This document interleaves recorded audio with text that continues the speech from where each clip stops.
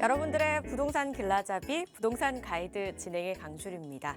부동산 시장에 찬바람이 불고 있습니다. 비상계엄 후폭풍이 탄핵 정국으로 이어지면서 경기 침체에 대한 불안이 안 그래도 위축된 시장을 더욱더 얼어붙게 만들고 있는데요. 시장에서는 당분간은 좀 거래 절벽이 이어질 것이라는 우려도 나오고 있는 상황이라고 해요. 이럴 때 실수요자는 물론 투자자들은 어떤 대책을 세우고 어떤 전략으로 접근을 해야 될까요? 저희 부동산 가이드와 오늘도 함께 하시면서 다양한 전략 세워보시기 바랄게요. 고민 있으시거나 궁금증 있으실 때는 저희 전화와 문자 문의 주시면 되는데요. 02-2638-3962번 서울 전화입니다. 02-2638-3962번 그리고 건당 100원의 유료 문자인 샵 3989번도 열려 있으니까요. 많은 연락 주시기 바라겠습니다. 자, 그럼 부동산 가이드 오늘도 힘차게 출발합니다.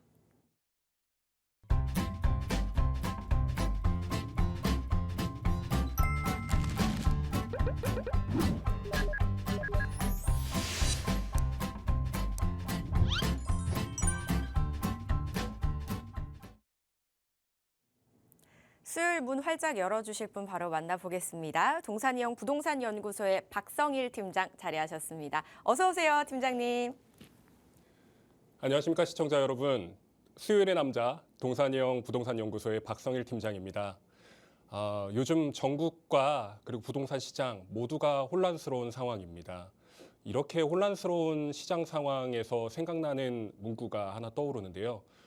역사를 잊은 민족에게 미래란 없다라는 말이 있습니다. 우리에게도 좀 통용될 수 있는 단어인 것 같아요. 역사를 잊은 우리에게 부동산 미래는 없다.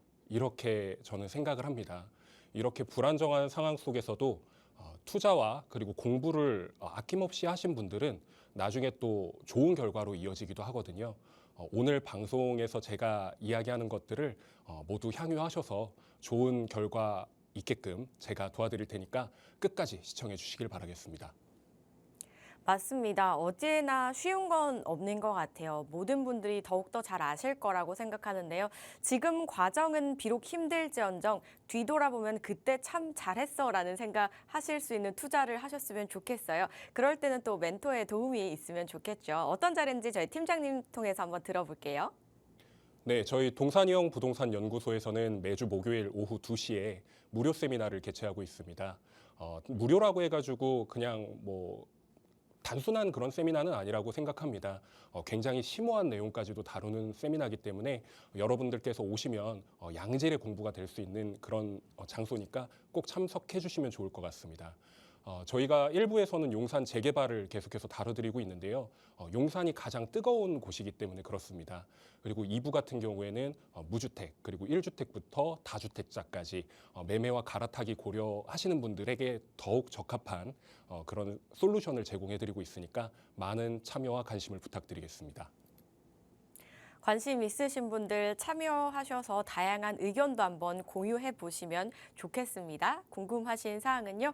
02-2638-3962번과 샵 3989번으로 많은 문의 주시기 바라겠습니다. 저희는 본격적으로 강의 한번 열어볼게요. 아직까지 이제 지상의 철도가 지나다니는 지역들이 남아 있습니다. 서울시도 마찬가지고요. 그런데 이곳을 바로 이제 모두 지하화를 하겠다는 구상안을 얼마 전에 본 것 같은데요. 이렇게 된다면 철도로 인한 소음이나 교통체증을 좀 겪었던 부분이 해소가 되지 않을까라는 기대감을 또 가지고 있습니다. 더불어서 그 주변에 이제 집값도 함께 상승하지 않을까라는 그런 기대를 하는 분위기인데요. 이외에도 어떤 호재들이 함께 또 겹쳐져 있는지 박성일 팀장님과 함께 이야기 나눠보도록 할게요. 팀장님 전해주시죠. 네, 앞서 인사드릴 때 제가 한 가지 빼먹은 게 있습니다. 여러분 감기 조심하십시오. 제가 지난 그 방송 때 그 이후로 감기에 걸려가지고 주말을 헌납했습니다. 감기가 요즘 독하다고 하는데 감기 조심하시고요. 오늘 제가 소개해드릴 내용은 바로 철도 지하화입니다. 이 철도 지하화 같은 경우에는 왜 계속 제가 말씀을 드리냐면 12월 말에 또 철도 지하화 선도 사업 그 지역이 결정이 되게 됩니다. 한 2주 정도 남은 것 같은데요. 그 2주 전에 제가 다시 한번 설명을 드리고 이 철도 지하화가 어떻게 바꾸게 될 것인가 이런 것들을 좀 살펴봐 드리고자 준비해 봤습니다. 철도 지하가 바꿀 10년 후의 서울 모습은 어떨까요? 제가 서울을 이렇게 특정적으로 말씀드리는 이유가 서울이 가장 가능성이 높기 때문입니다. 철도 지하화 사업이 가장 가능성이 높은 서울, 어떻게 바뀔지 한번 살펴보시죠. 제가 어제 챗 GPT로 사진을 하나 만들어 봤습니다. 서울의 철도 지하화를 했을 때 어떻게 변모할 것인지 고쳐봐줘 라고 했는데요. 사실 굉장히 흡사할 거라고 생각하는 부분도 있습니다. 다만 이쪽 지역 같은 경우에 조금 달라질 수 있겠는데요. 일단 기본적으로 이 지하에다가 그 철길을 만들어서 지하화를 하는 방법도 있을 것이고, 예전에 이제 말씀드렸던 데크화를 해가지고 덮는 방식으로도 진행을 하겠지만, 기본적으로 이 모양새는 갖춰질 것이다. 지하에서는 이 모양을 갖춰지고 위에는 공원화, 그러니까 경의선 숲길 있죠. 경의선 숲길 같은 것처럼 이런 식으로 변모할 것이다. 이렇게 예측을 하고 있는 게 전문가들의 의견이고, 그리고 정부에서 추진해 나가고 있는 방향입니다. 본격적으로 강의에 앞서서 좀 이야기를 드리고 싶어요. 여기 어딘지 혹시 알고 계신가요? 드라마에서도 많이 나왔습니다. 바로 용산입니다. 여기 백빈 건널목이라고 해가지고요. 이제 경의선이 지나가는 철길입니다. 보시면 아시겠지만 저 멀리 이 건물 하나 보이실 거예요. 이게 바로 드래곤시티 호텔입니다. 용산역 뒤편에 있는 이 호텔인데요. 이 호텔이 멀찌감치 보이는 철길, 서울이라고 감히 상상할 수 있을까요? 뭐 이런 모양새가 아직까지도 서울에 남아 있다라는 것은 좀 더 지켜봐야 될 부분이고요. 철도 지하화 사업 같은 경우에는 10년 전부터 거의 20년 가까이 이야기가 나왔던 것들입니다. 특히나 이 안양시장 같은 경우에는 경부선 철도 지하화를 꾸준하게 제기를 해왔었고요. 이게 2013년도부터 이야기가 나온 겁니다. 그리고 2014년도도 그렇고 2016년도, 그리고 2017년도, 그리고 2024년도까지 이 중간중간 과정에서 계속 철도 지하화에 대한 얘기는 끊임없이 제기해 왔습니다.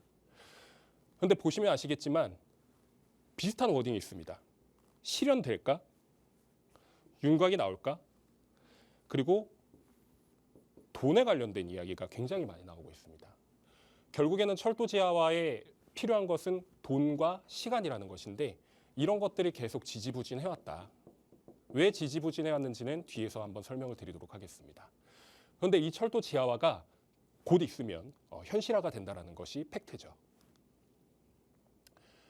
철도 지하화를 왜 지금 주목해야 할까요? 여러분들께서 철도 지하화 절대 안 돼, 굉장히 오래 걸릴 거야, 한 50년, 100년 걸릴 거야 라고 말씀을 하시지만, 전체적인 맥락을 봤을 때는 50년, 100년 대계를 바라보는 사업입니다. 하지만 우리가 지금 바라봐야 하는 이유는요, 기본적으로 철도 지하화법, 약칭도 길어가지고 제가 그냥 철도 지하화법이라고 말씀드리겠습니다. 이 철도 지하 및 철도 부지 통합 개발에 관한 특별법이 올해 초에 제정이 됐습니다. 이 제정된 법은 내년 초에 시행이 될 예정이고요. 이 시행된 법에 관련된 내용을 설명해 드리고자 합니다. 일단 철도를 지하화하는 것을 목적으로 하고 있습니다. 그리고 이 지하화를 통해서 확보된 철도 부지, 그러니까 땅이죠. 땅과 그리고 철도의 주변 지역을 효과적으로 개발하는 것에 초점을 맞춘다. 그리고 철도 시설, 뭐 승강장이 됐건, 그리고 신호기가 됐건요. 그리고 그 기타 시설 및 그리고 도시 공간의 효율적 활용. 그러니까 말 그대로 도시 공간을 대폭 활용하겠다라는 이야기입니다. 결국에 우리 모두의 복리 증진과 도시 경쟁력 확보에 기여하는 것을 목적으로 하기 위해서 이 법을 만든 거예요. 이 법 같은 경우에는 제가 말씀드렸을 때 2024년이라고 말씀드렸잖아요. 지금은 여소야대 상황인데요. 보통 당 정이 추진하는 그런 것들에서 반대를 하는 것이 야당인데, 이 야당마저도 합치가 되어서 만든 것이 철도 지하화법이다 라고 보시면 되겠습니다.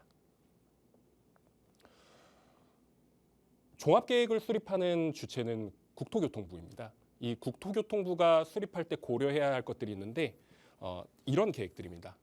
이거를 설명하면 좀 길어지니까 짧게 말씀드리면 5년부터 20년 단위까지 수립이 되는 그런 계획들이에요.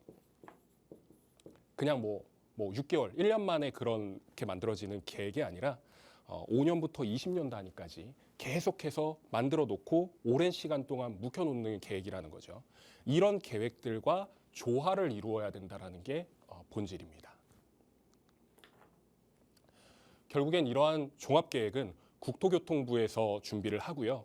기본 계획 같은 경우에는 지방자치단체, 그러니까 말 그대로 지하화를 준비하는 서울이라든지 그리고 부산, 뭐 아니면 대전, 경기도 이런 그 지방 정부에서 수립을 해야 된다는 거죠. 여기는 이제 중앙 정부가 될 수 있고요. 여기는 지방 정부라고 할 수 있겠습니다. 결국에는 앞서 말씀드린 것처럼 그 중장기 계획부터 분석 그리고 재원의 조달 방안에 대한 부분을 굵직하게 설명을 국토부가 해주는 거고요. 그리고 지방 정부인 뭐 서울시, 뭐 아니면 부산시 이런 곳에서 철도 지하화에 대한 기본 방향부터 기본 계획 그리고 추진 계획 그리고 재원 조달 계획에 대한 세부적인 것까지 검토를 하게 되는 것입니다. 조금 고리타분하실 수 있는데 이게 다 피가 되고 살이 되는 내용이니까 꼭 참고하시면 좋을 것 같습니다. 결국엔 이 법에서 이야기를 하는 것은 복합적이고 입체적인 개발을 통해서 땅을 만든다는 거예요. 그런데 그 땅에다가 건물을 지을 때 이러한 완화된 기준을 적용해서 시행할 수 있다고 명시를 해놓았습니다. 기본적으로 용도 지역과 용도 지구라는 말 많이 들어보셨죠? 이런 것들의 건축 제한을 완화시켜주겠다. 그리고 건폐율이라고 하는 건 다들 알고 계시겠지만 기본적으로 땅이 이렇게 있으면요. 이 땅을 온전하게 100% 다 쓸 수가 없습니다. 다 쓸 수 없는데 이 제한을 최대한 늘려주겠다. 그리고 이 땅에다가 지어 얻는 거죠. 얻는 거를 용적률이라고 하는데 이 용적률조차도 제한하는 것을 완화시켜주겠다. 그리고 도시공원, 녹지. 기본적으로 건물을 지을 때 공원을 항상 강조를 하거든요. 그 공원 비율이 있는데 이 공원 비율에 마저도 확보 기준을 완화해주겠다. 이렇게 되어 있고요. 특히나 주차장 설치 기준의 경우에도 주차장 대수라든가 이런 것들에 영향을 받지 않도록 그렇게 해주겠다라고 법에 명시가 되어 있습니다. 비용 부담이 제일 문제라고 말씀드렸잖아요. 시간도 시간이지만 이 돈이 가장 문제가 되는데요. 이 돈 같은 경우에도 국비를 쓸 것이냐, 시비를 쓸 것이냐, 그러니까 말 그대로 그 나라 돈을 쓸 것이냐에 대한 문제가 굉장히 많았거든요. 이 문제가 왜 있었냐면요. 어떤 특정 지역을 지하화시켜주면은 그 특정한 지역만 이익을 얻게 될 텐데 이거를 국비를 쓰고 시비를 쓰는 게 다른 지역들과의 균형 개발에 도움이 되는 것이냐 이렇게 문제 제기를 하시는 분들이 많았기 때문에 이 지하화법이 생기지도 못했고 지하화를 추진할 수도 없었습니다. 그런데 이 비용 부담을 어떻게 하기로 했냐면요. 기본적으로 사업 시행자가 부담을 하는데 필요한 비용을 지하화시키고 나서 땅이 생긴 곳, 그 땅이 생긴 곳에서 완성이 되는 개발 사업들이나 그런 것들로 충당하는 것을 원칙으로 잡았습니다. 그러니까 국비, 시비 이런 게 기본적으로 들어가지 않고 지하화를 통해서 땅을 만든 것을 땅을 팔아서든 아니면 건물을 지어서 팔아서든 이 개발 이익으로 충당을 하겠다라는 내용이죠. 그래서 이런 것들이 기본적으로 깔려 있습니다. 사업 시행자에게 일부를 보조하거나 융자할 수 있다는 내용도 담겨 있고요. 결국에는 누가 할 수 있냐면요. 이 정부 출자 기업체라고 하면은 뭐 한국 무슨 공사라고 이야기하는 것들이 대부분이거든요. 뭐 철도공사가 되겠죠. 기본적으로. 철도공사가 만약에 될 수도 있는 것이고 아니면 이 설립하는 정부 출자 기업체 뭐 한국개발공사 아니면 뭐 지자체 이름이 들어갈 수도 있겠죠. 이런 식으로 특수목적 법인을 설립하는 경우도 있을 것입니다. 이렇게 해가지고 국유재산을 출자를 해서 지하화를 만들겠다라는 게 핵심입니다. 결국에는 사업이 진행될 때는 돈이 생기지 않기 때문에 이 돈을 어떻게 만들 것이냐라는 것을 채권으로 해결을 하려고 합니다. 개발 채권을 발행해서 돈을 끌어 모으겠다라는 거예요. 그리고 이 조달된 재원 같은 경우에는 철도 지하화 외에 사용할 수 없다라고 명시되어 있습니다. 그리고 마찬가지로 이거 같은 경우에는 개발 이익에 대한 부분을 극대화시켜주기 위한 거라고 보시면 되는데요. 이 과밀 부담금 같은 경우에는 서울만 해당이 됩니다. 서울만. 개발 부담금 같은 경우에는 개발을 하고 나서 이익을 얻었을 때 그 개발을 통한 이익을 환수하는 그런 거라고 보시면 되는데요. 이런 것들을 부과하지 아니할 수 있다라고 명시를 해놓았습니다. 기반 시설에 대한 지원 같은 건 해줄 수 있다라고 명시가 되어 있죠. 제가 맨 처음에 제목을 10년 뒤 서울은 어떻게 변할까 이렇게 말씀드렸잖아요. 근데 여기서 보시면은 이 과밀 부담금이라고 하는 거는 서울에만 해당이 됩니다. 근데 이걸 넣어놨다라는 건 물론 나중에 다른 지자체도 포함이 될 수는 있겠지만 서울을 생각하고 넣은 법이다. 이렇게 보시면 될 것 같아요. 그래서 앞서 설명드렸듯이 철도 지하화 통합개발 사업 제안한 곳이 총 5군데입니다. 서울, 부산, 인천, 대전, 경기 이렇게 5군데가 신청을 했고요. 서면과 현장 평가 거쳐서 이번 달 말에 1차 대상 사업지를 선정하게 됩니다. 그리고 떨어졌다고 포기하지 마세요. 내년 5월까지 2차 추가 제한 사업 접수를 하고 나서 전체적으로 노선을 확정하게 됩니다. 결국에 국토부에서 종합계획을 만들 때 25년 말까지 만들겠다라고 이렇게 정리를 해놓은 것이죠. 보시면 아시겠지만 서울 같은 경우에는 가장 노선이 깁니다. 34.7km와 32.9km라고 나와 있는데 이 경부선과 경원선 라인 2개를 하겠다라고 이야기를 해놓았고요. 인천 같은 경우에도 경인선 그리고 경기도는 아까 말씀드렸던 그 안양시장의 수건 사업 경부선 같은 경우에도 나와 있고요.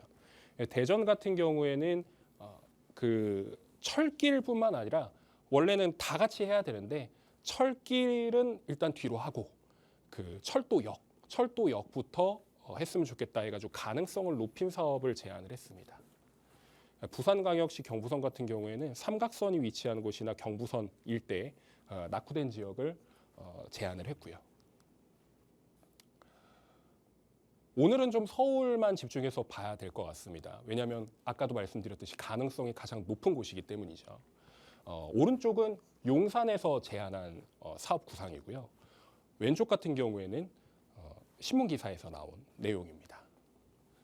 선도사업 선정 시 2027년부터 사업 시행이 가능하다고 별표가 쳐져 있는데요. 철도 지하화 사업은 어느 정도 밑그림이 그려지고 나서 정리가 되면 27년부터 추진할 수 있다라고 나와 있습니다. 근데 기본적으로 서울 같은 경우에는 경부선 일대, 그 주황색으로 표시된 이 일대와 경원선 일대 구간, 이 원산이죠, 원산. 북한의 원산입니다. 부산이죠. 이 일대 구간을 지하화하는 것을 목표로 하고 있고요. 총 사업비는 25조 6천억인데 개발 이익으로 얻을 수 있는 것은 31조 정도로 추산되고 있습니다. 개발 이익이 더 높기 때문에 사업성이 뛰어나다 이렇게 보고 시작을 하게 된 것이고요. 기본적으로 여기서는 지금 개발이 되고 있는 곳들이 굉장히 많습니다. 뭐 광운대역 일대라든지, 뭐 서울 용산역이라든지, 뭐 지하화 사업 전에 그 지역에서 개발을 독자적으로 추진하고 있는 곳들이 많기 때문에 이런 것들이 합해지게 된다면 더욱 시너지를 내겠죠. 서울에는 지상철도가 꽤 많습니다. 기본적으로 철길도 깔려 있지만 철교도 깔려 있고요. 철도 고가도 깔려 있습니다. 특히나 2호선 라인 같은 경우에는 이 라인 같은 경우에는 아시는 분들은 아실 거예요. 그 교통의 단절을 불러일으키고 주거지의 단절을 불러일으키는 곳입니다.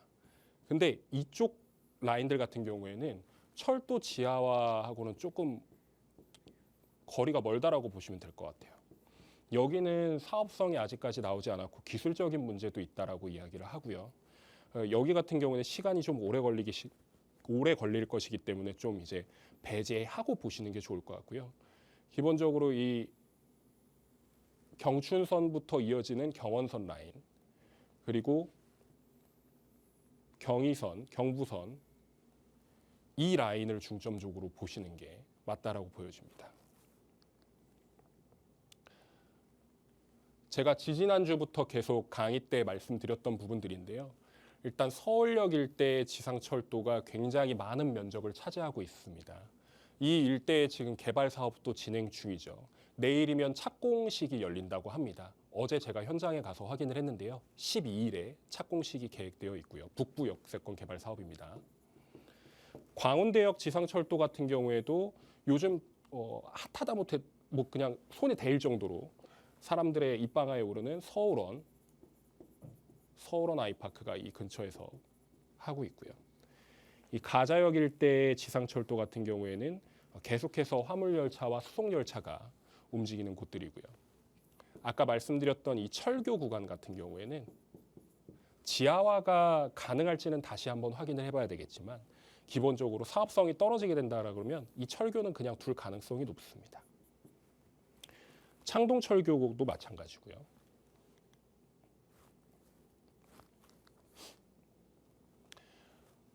결국엔 이러한 것들이 생활권의 단절을 불러일으키고 그리고 중심지의 토지 이용을 효율을 저하시킨다고 합니다. 그러니까 토지 이용의 효율 저하는 곧 지을 수 있는 것들이 굉장히 많은데 못 짓는 상황이라는 거거든요. 이런 것들이 문제가 되기 때문에 지하화가 필요하다라고 얘기를 하고 있고요. 그리고 특히나 가장 중요한 게 주변 지역의 슬럼화가 되게 되면은 그 지역 자체가 그냥 황폐화가 된다라고 볼 수 있습니다. 그러니까 흔히 얘기하는 뭐 홀로 소외된 지역으로 남는다라는 거거든요. 예, 이런 것들 때문에 지하화를 계속해서 추진하고 있다라는 거 알고 계시면 좋을 것 같습니다. 지하화는 어떤 방식으로 이루어질까 제가 계속 말씀드리고 있는데요. 기본적으로 일반 선로 구간에 지하화가 있습니다.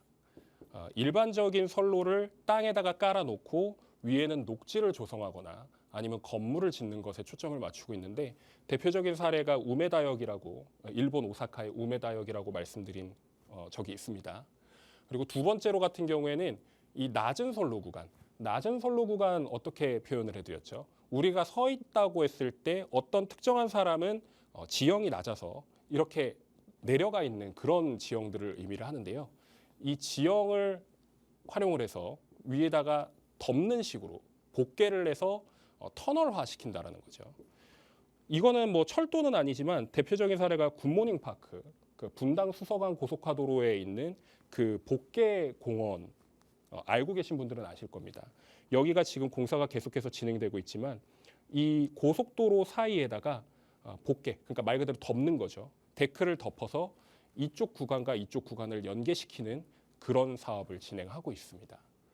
철도 지하도 비슷한 방식으로 이루어질 가능성이 매우 높습니다.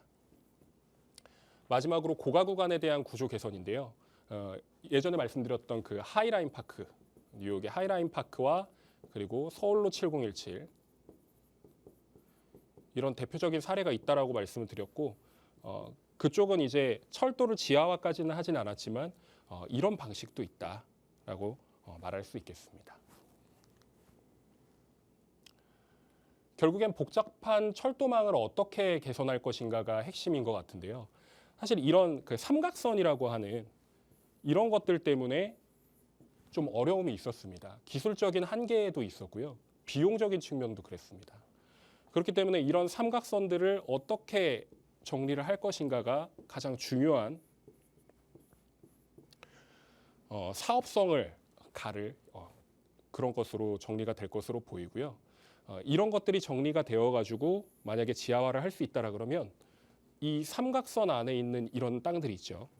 이런 땅들 그리고 여기 이쪽 옆쪽 주변에 있는 것들도 굉장히 노후화가 되어 있거든요.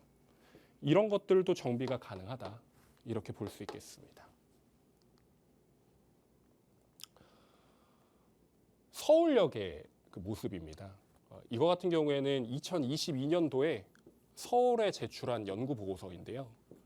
기본적으로 이 콘코스라고 하는 그 중앙홀, 그러니까 지금 서울역 같은 경우에는 가보시면 아시겠지만 유리로 이렇게 창문이 되어 있는 그런 건축물이 있는데 이 중앙홀을 만들어서 광장을 만들겠다.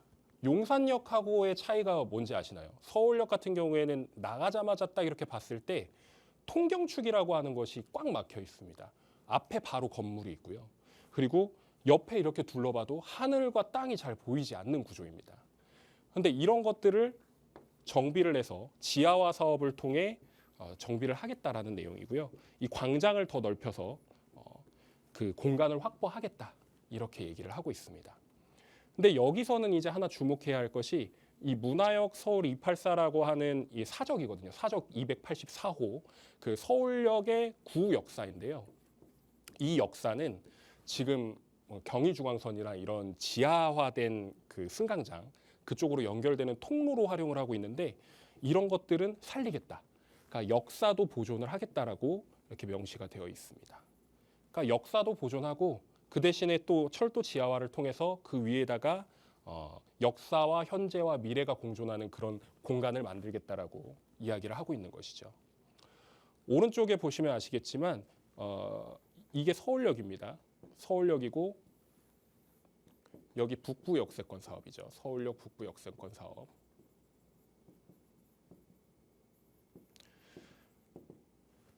그리고 여기는 남부 터미널로 조성이 된다고 합니다. 그러면 제가 항상 눈여겨봐야 될 곳이 어디라고 말씀드렸죠? 이 서계 청파동 일대와 후암동 일대 꼭 지켜보시라고 말씀을 드렸었습니다. 지상철도 지하화가 되면 기본적으로 이런 식으로 개발이 될 거다. 서울역 같은 경우에는 이런 식으로 개발이 될 거라고 예측하고 있습니다. 앞서 말씀드렸듯이 이 남부 역세권 그리고 북부 역세권을 나누고요. 여기 서울역 그리고 광장 이렇게 만들어서 개발을 하겠다라는 내용. 그리고 이쪽 같은 경우에는 업무와 상업시설로 나누고 그 외의 지역들 같은 경우에는 주거시설로 남겨놓겠다. 이렇게 얘기를 하고 있죠. 이런 것들을 좀 살펴보시면 족보를 내가 가지고 있다라는 생각을 하실 수도 있습니다. 결국엔 옛날 같은 경우에는 정보의 비대칭성 때문에 알고 있는 사람만 투자에 성공을 했는데 지금 같은 경우에는 인터넷이 워낙에 많이 발달하고 정보가 끊임없이 제공이 되다 보니까 확실한 정보를 확인을 하시면 투자에도 성공을 하실 수가 있는 거거든요. 그래서 제가 지하화를 계속해서 말씀을 드리고 있다는 거 다시 한번 강조를 드립니다.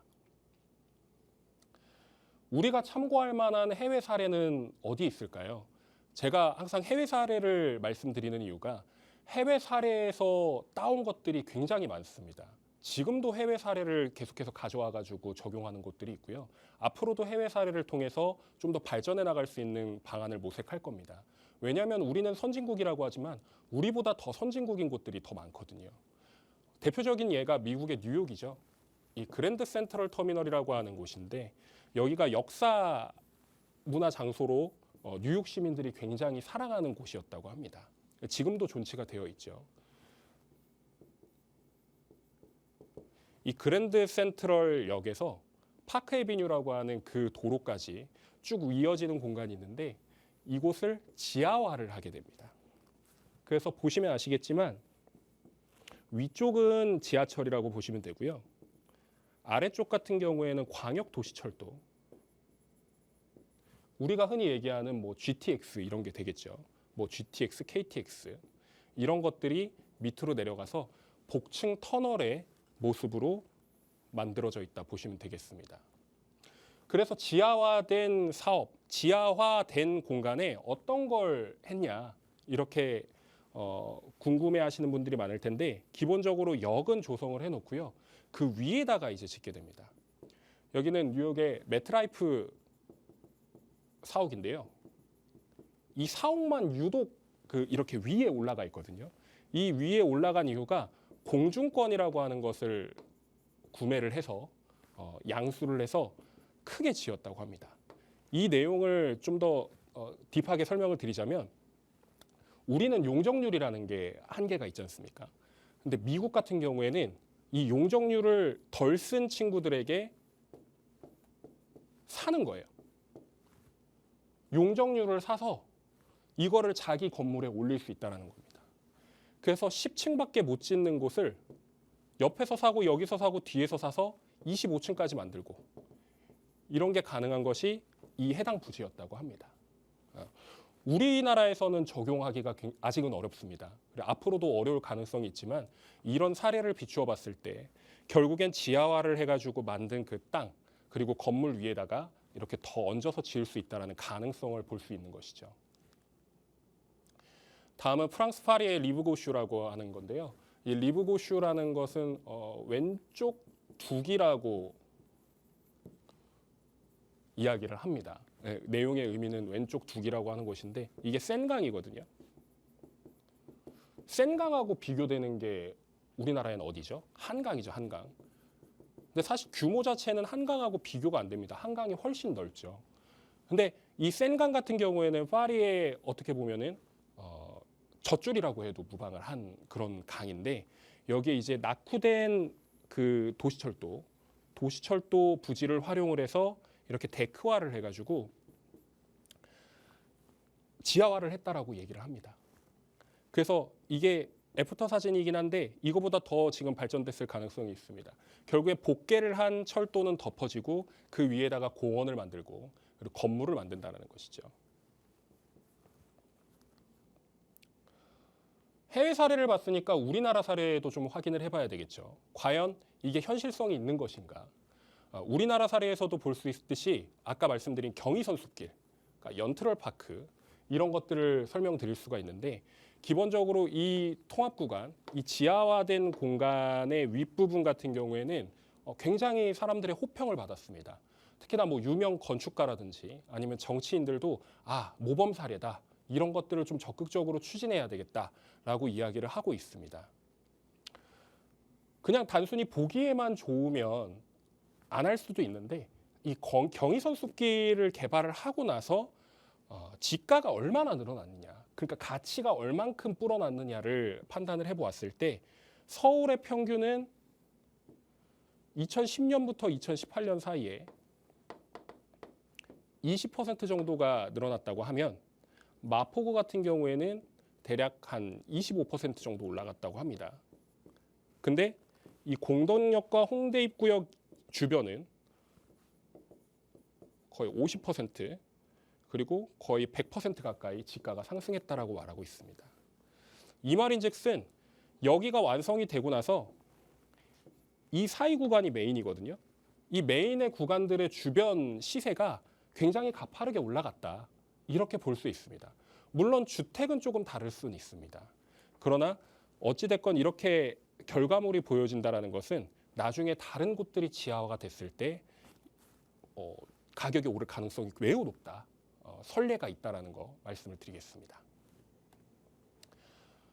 마지막으로 어디를 좀 주목해야 될까요? 라고 물으신다면 저는 일단 광운대역 일대 꼭 보시면 좋을 것 같고요. 그리고 청량리 망우 사이, 그리고 용산과 옥수 사이, 그리고 서울역과 용산 사이, 그리고 이쪽까지 이어지지만 사실 여기가 다 메인이긴 하거든요. 근데 영등포 쪽도 주목해 보시는 게 좋습니다. 왜냐하면 여의도가 계속해서 재건축 이슈가 있기 때문에 그의 배후 주거 단지로서 여의도 옆에 있는 영등포, 그리고 구로에서 금천구청, 석수 이 일대까지도 지하화가 이루어지게 되면 더없이 좋은 공간들이 되겠죠.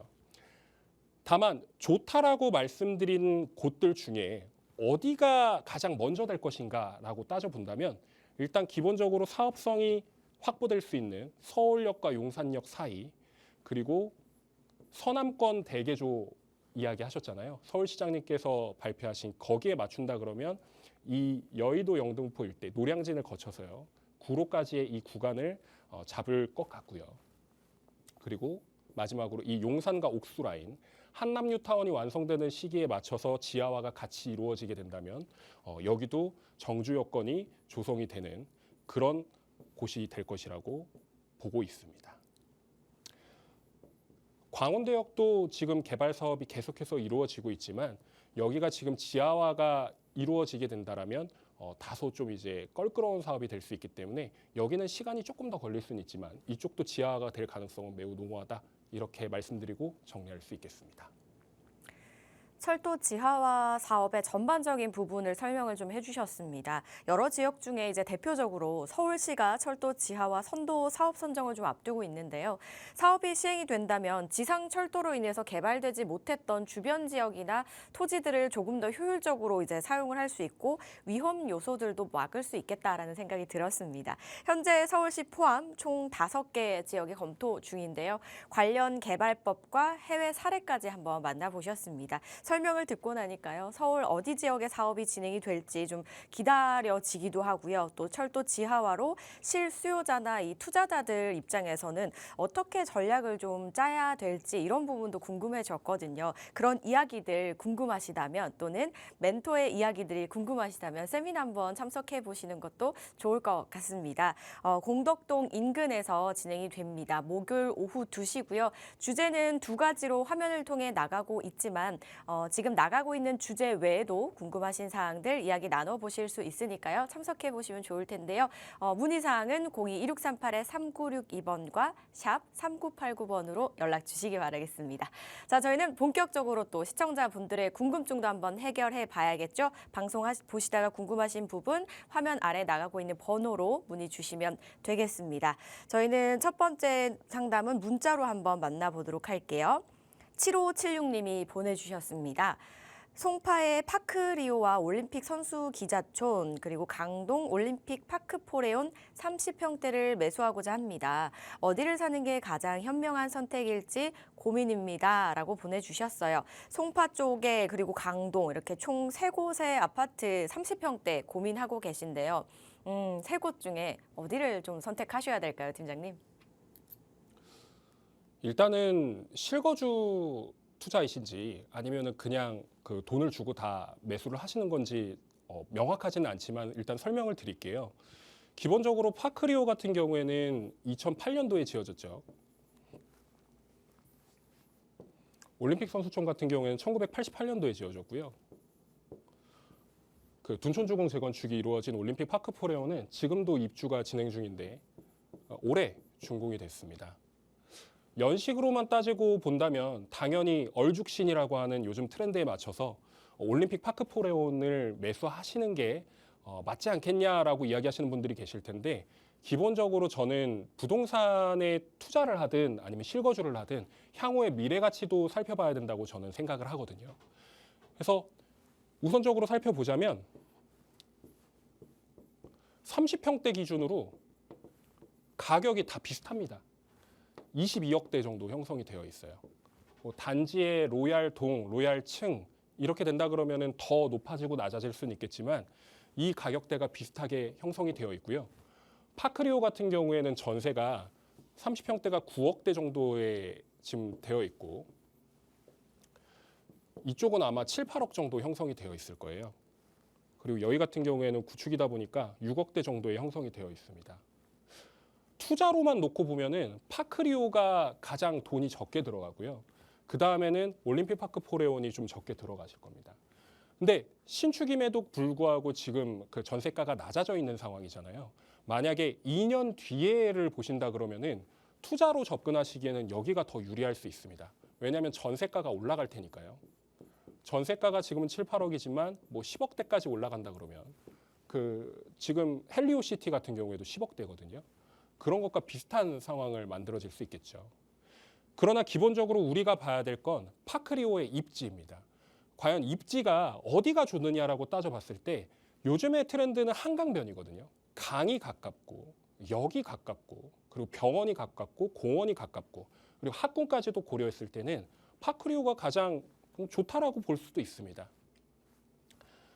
그러나 향후의 미래 가치를 보신다고 하면 이쪽도 눈여겨보셔야 합니다. 올림픽 선수촌 아파트 같은 경우에는요. 여기가 지금 6,000세대가 조금 안 되죠. 근데 앞단에 올림픽 파크 포레온이 둔촌주공일 때도 6,000세대 조금 정도 됐었습니다. 근데 이게 지금 이미 재건축이 완성이 돼서 12,000세대 신축이 지어져 가지고 지금의 가격을 형성하고 있는데 만약에 올림픽 선수촌 아파트가 지금의 용적률이 아마 140%가 안 될 거예요. 이게 재건축이 된다라 그러면 지금의 시세는 아무것도 아닙니다. 지금은 한강뷰가 가장 좋다라고 얘기를 하지만 원래 부초는 이쪽이었어요. 그리고 여기서 보시면 아시겠지만 성내천과 가미천이 단지 안으로 이렇게 흘러듭니다.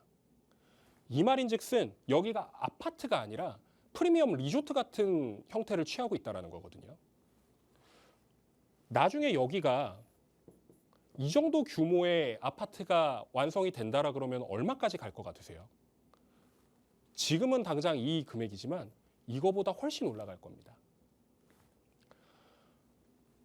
결론을 먼저 말씀드리면 투자의 목적으로 접근하신다 그러면 올림픽 선수촌이 맞고요. 만약에 내가 실거주하고 만약에 투자까지도 고려하신다 그러면 파크리오가 맞습니다. 올림픽 파크 포레오는 지금 당장 투자하시기에는 조금 애매한 위치이기 때문에 향후에 나중에 투자를 좀 미루시거나 아니면 거주를 미루신다 그러면 세 번째로 보셔야 될 부분이고요.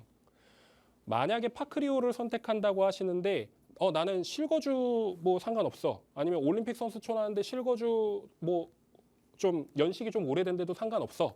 라고 생각을 하신다면 선수촌 아파트 보셔도 되지만 장미 1차 아파트까지도 고려하실 수 있습니다. 좀 더 디테일한 상담을 원하시면 아래에 있는 전화번호로 연락 주셔서 제가 좀 더 진지하게 상담을 도와드릴 테니까 오늘 상담은 여기서 마무리를 하도록 하겠습니다. 예, 일단 보고 계신 곳, 세 곳의 시세를 보셨을 땐 다 이제 비슷하고요. 그리고 입지를 하나씩 좀 뜯어봤을 때 여러 면에서는 이제 파크리오가 좀 우세해 보이는데 길게 봤을 때는 올림픽 선수촌이 또 괜찮을 수 있다라고 말씀을 주셨어요. 그래서 만약에 투자만이 좀 목적이시라면 올림픽 선수촌 아니면 실거주와 투자 동시에 보고 계시다면 파크리오 이렇게 한번 살펴보시는 게 어떨까라는 의견을 주셨으니까요. 참고해 보시고 현명한 판단 내려주시기 바라겠습니다. 계속해서 다음 문자도 이어갈게요. 이번엔 3905님이 보내주셨습니다. 자양 5차 현대에 거주 중입니다. 한강이 넓게 보여서 나름 만족도 높게 살고 있는데 아이의 교육 문제 때문에 이사를 고민 중입니다. 갈아타는 것이 맞을까요? 라고 보내주셨습니다. 요즘 한강 뷰가 굉장히 뭐라 그래야 되죠? 이슈잖아요. 누구나 살고 싶어하는 곳 중에 하나인데 다른 곳으로 아이의 자녀분의 교육 때문에 이동을 하셔야 될까 이런 고민입니다. 고민되실 만하겠어요. 어떻게 하시면 좋을까요? 자녀분의 교육이 고민이시면 무조건 고덕으로 가시는 게 맞습니다. 왜냐하면 현대 5차가 이쪽에 있거든요. 근데 보시면 아시겠지만 교통의 요지는 아닙니다. 그리고 학군도 생각보다 많이 떨어지고요. 근데 고덕 같은 경우에는 이미 학군이 완성이 되어 있습니다. 만약에 실거주를 꼭 하셔야 되는 상황이라 그러면 이거를 처분하고 이쪽으로 옮기시는 게 아니라 얘를 전세를 주고 얘를 전세로 들어가셔도 되는 상황이에요. 근데 기본적으로 우리가 여기를 매매를 한다 그러면 제가 알기로는 자양 현대 5차가 고덕으로 넘어가서 고덕 레미안 힐스테이트로 들어가신다고 했을 때 평수가 줄어들 겁니다. 뻥뷰라고 말씀을 하셨는데 사실 이쪽으로 이렇게 뻥뷰일 거거든요. 그리고 평수가 좀 넓을 거란 말이죠. 근데 그 단순하게 넓은 평수와 뻥뷰만을 가지고 여기서 이익을 얻을 수 있겠느냐. 이런 것들을 좀 고민해 보셔야 될 것 같고요. 만약에 진짜 나는 꼭 여기를 매매를 하고 여기를 넘어가야 되겠다라고 생각을 하시면 여기를 일단 좀 주목을 해보셔야 되는 것들이 일단 고덕 그라시움이 대장 아파트죠. 고덕 그라시움이 대장 아파트인데